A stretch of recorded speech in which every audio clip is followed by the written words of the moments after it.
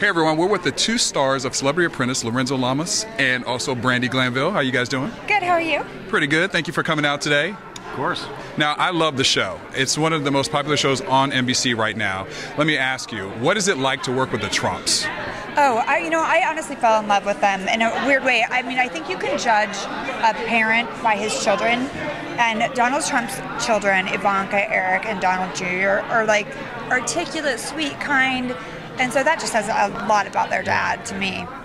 I'm a very happily married man. Hi, honey. Love you. I could not take my eyes off of Ivanka. Yeah. I mean, she's stunning. Yes. Stunning. And intelligent and everything. Articulate, all the kids. And like Brandi was saying, that's a great reflection of Mr. Trump. Yeah. Yes. Well, this morning he was here and I got a chance to interview him, and I was talking to him about the troublemakers on the show. He gave a couple names about who he thought were the more interesting personalities on the show. But if I have to ask you two, with everyone that's on the show, who would you say are the troublemakers? I would say Geraldo, just watching it back, and Kenya. I have to go with those two. Yeah, I'm in agreement. I think the audience agrees too, based on the social media, all the Twitter and everything that's just on fire. And the best is yet to come.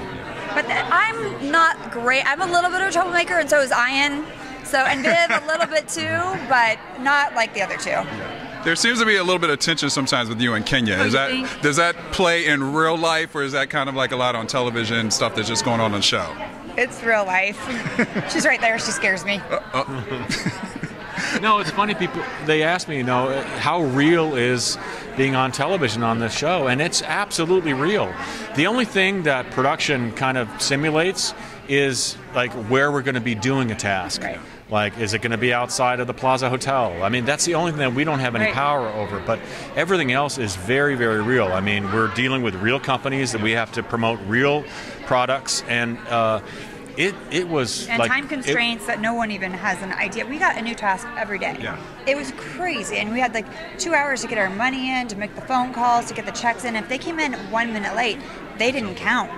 Did you watch the show? Are you a fan of the show? Yeah, I was a fan too before I was asked to do it, and just the absolute pace, like Brandi was saying, is you can't even. I mean, I've directed, television. I mean, I've directed movies. I've done a feature in 17 days. A 90-minute feature with car chases and fights and everything.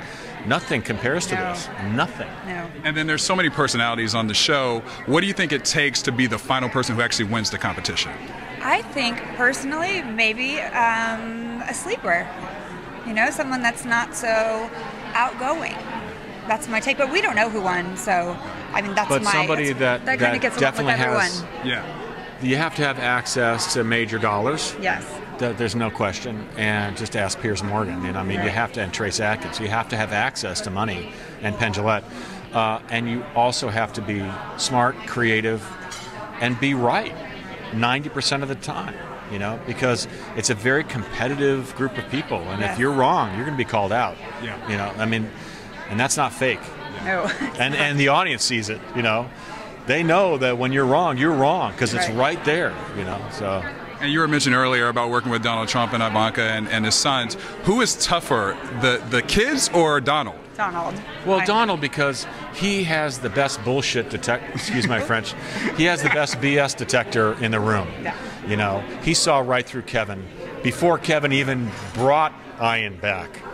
He knew, based on what Kevin was saying, that he was going to make the wrong choice. And thank God he did, because I probably wouldn't be standing here if he brought me back, because it was my commercial. And I would have been out there. Yeah, I felt sorry for Kevin, but I'm glad you're still on the show. He did not want to fire. Mr. Trump did not want to fire Kevin. No, he he's did not one of the want most popular people on our popular, show. 4 million plus followers, plus that demographic that. And he was in it to win it. He came with a game plan, and he told me, "Trust me, I got this. I'm taking you with me." And I'm like, and he's gone. Yeah, he would. Well, I hope I'm not going with you. He would have gone all the way. But he's really sweet. He's a good guy. I just think his arrogance got a little bit too much for Trump. Yeah. Well, congratulations. I look forward to seeing who's going to be in the finale of the show, and we'll keep watching you.